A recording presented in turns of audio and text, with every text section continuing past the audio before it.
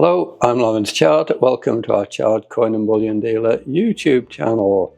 What have we got for you today?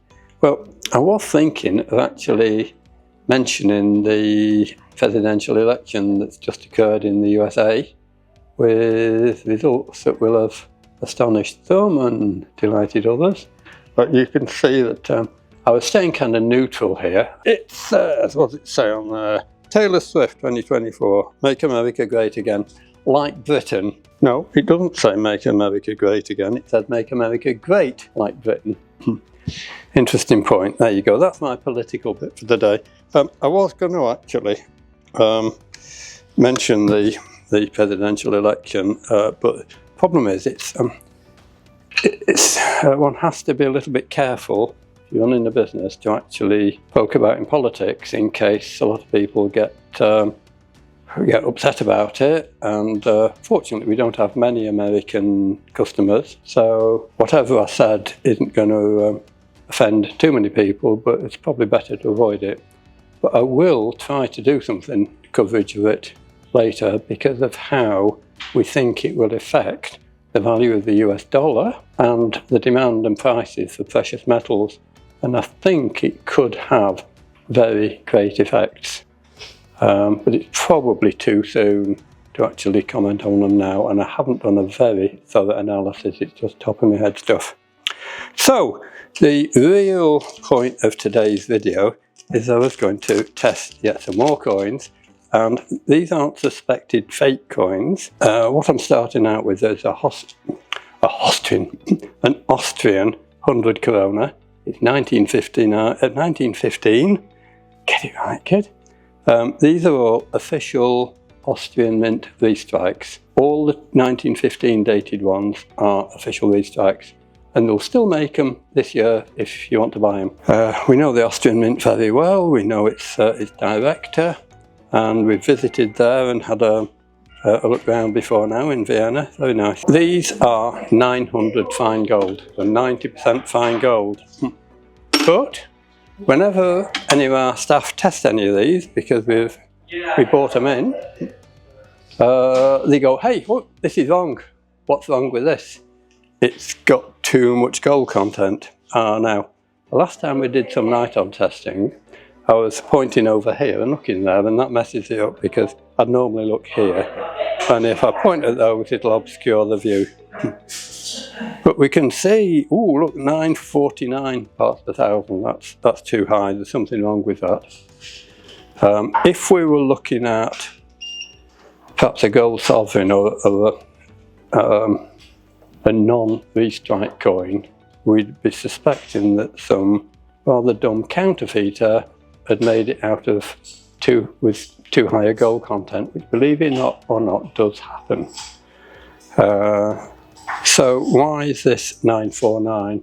Well, I had my own ideas about this, but we actually checked with the Austrian Mint. We emailed them and said, what's your view of this? And their explanation completely concurred with my thoughts. So we're showing here 949 parts per thousand. Oh, and we need to press the details bit, won't we? 48 parts per thousand and 4 parts per thousand of silver, which is partly why they look a nice yellow. The silver helps. And there's the figures to 4 places, including 2 decimal places. Let's have a look down here. Yeah, after the silver, there's basically nothing there, no titanium. It's possibly detected something, but I think the answer is 0. That's the tolerance it's showing. So that's pretty conclusive. Is it worth testing the other side of that? Well, we could do. It's going to give almost exactly the same figure, but we'll do it just for completeness, and I think that will be about 950 parts gold.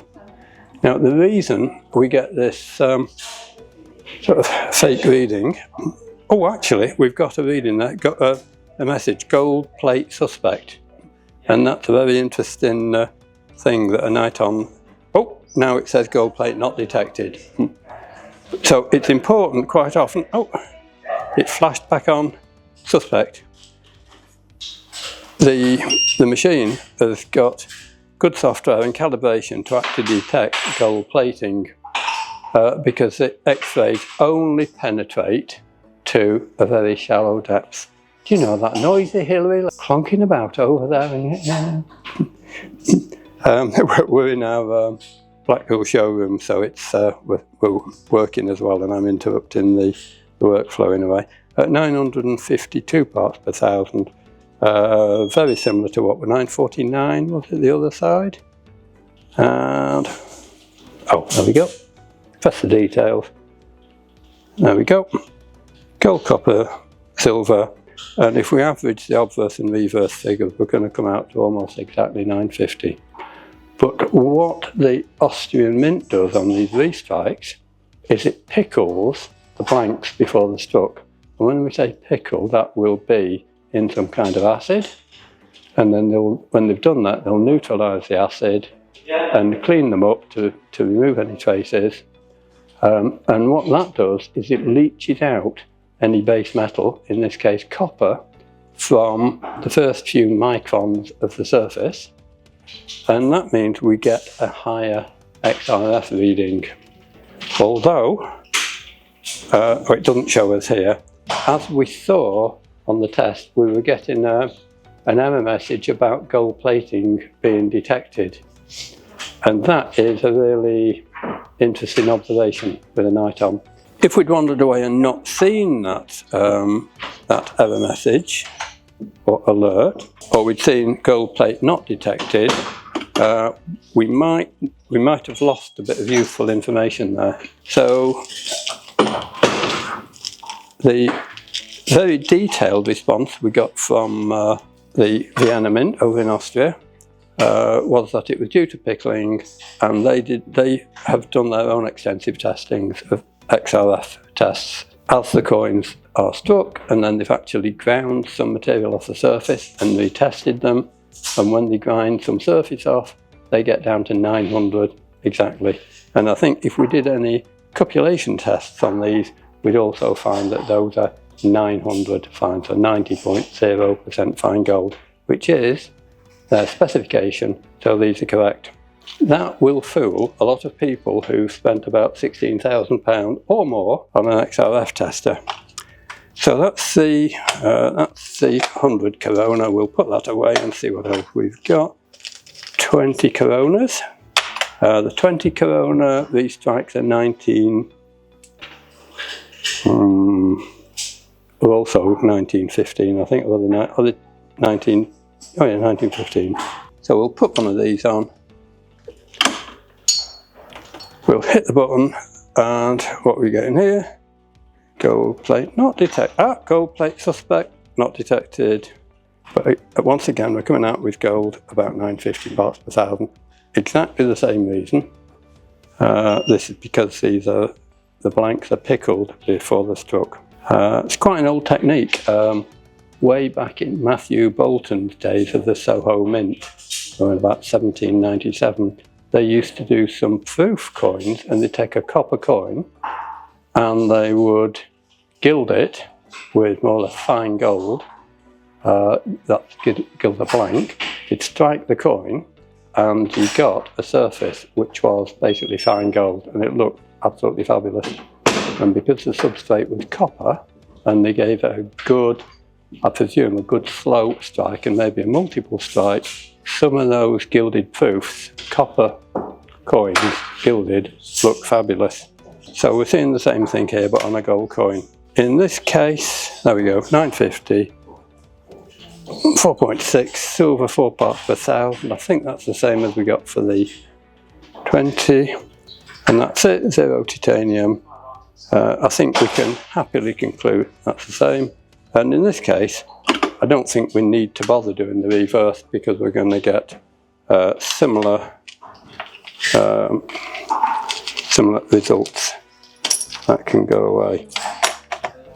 Now, I'm pretty sure that it only happens with the Restrike Corona range. Here we have I think this is a 10 Corona, and this one is not a restrike.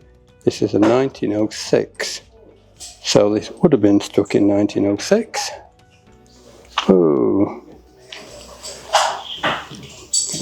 And what I don't know is if they gilded these or not at the time.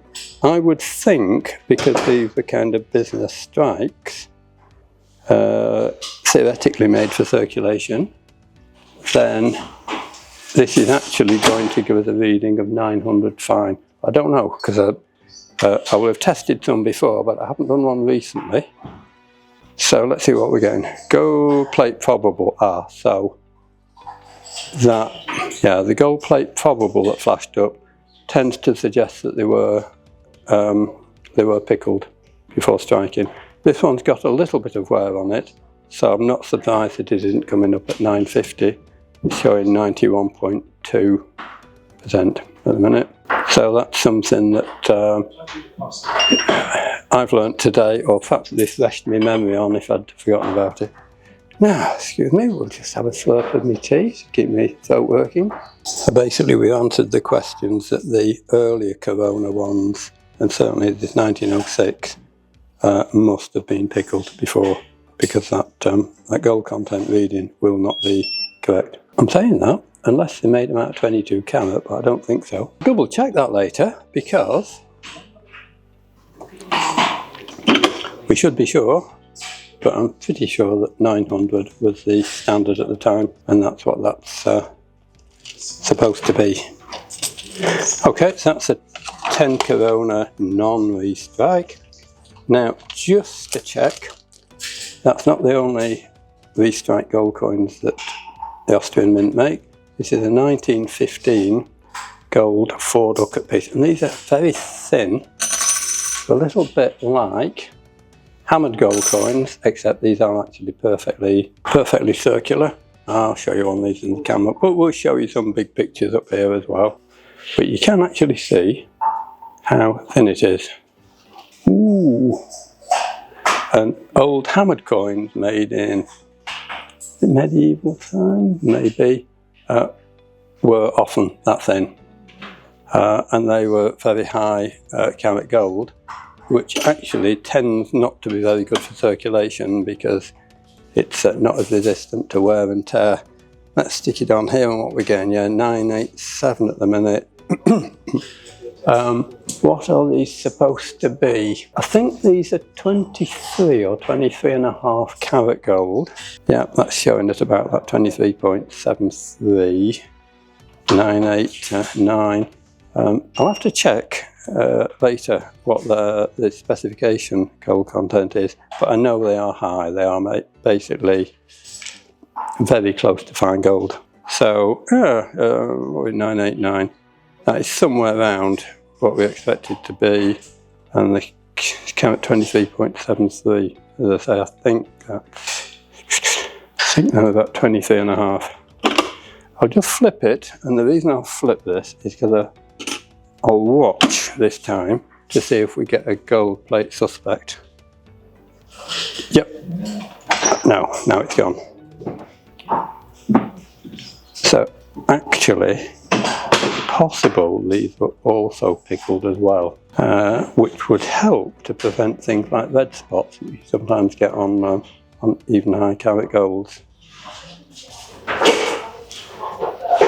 Next time I see Christian Kurbel from the Austrian Mint in Vienna, I might ask him about these as well. But these come out with a reading that's more or less what we expect.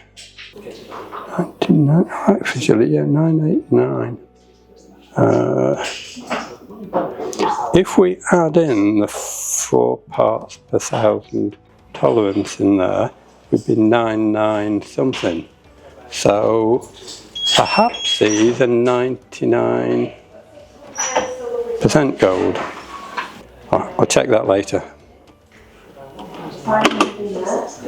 So that's a 4 ducat, and we've also got these. This is a 1 ducat, and these are also thin, but they don't look as spectacular as the 4 ducats because that's a little bit more proportional.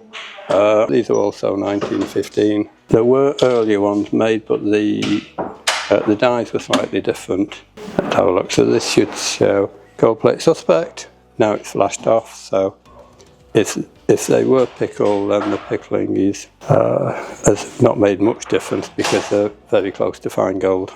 989, similar to the 4 Ducat. That's a good result. What else have we got in there?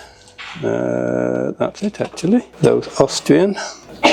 I've got some other odd things to check here, which we won't bother trying to do today, but somebody, just before we started shooting this video, somebody handed me 2 US gold $20 pieces, that's double eagles, to check.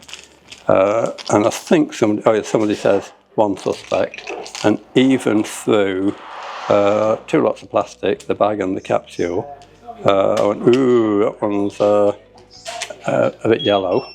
Is that 1904 by any chance? And it's 1904. We've seen a lot of 1904 fakes. We see all the dates. I mean, most of the dates you see fake. Oh, and the others, the good one is 1904. But and that's an S, Sydney Mint. The first one is Philadelphia. Not that it makes much difference as to the testing, but those are going for another day. And I think quite a few years ago we actually tested some US $20 double eagles and showed you fakes on that, and I think we Niton tested them. I think that's about it for now. We hope you like this video. If you do, give us a thumbs up. If you don't, give us a thumbs down. And be sure to subscribe, because if you forget to subscribe, Donald Trump might get elected for president again. Oh, I didn't say that. Scrub that. We hope you enjoyed the video, and we look forward to hearing from you soon. Bye for now.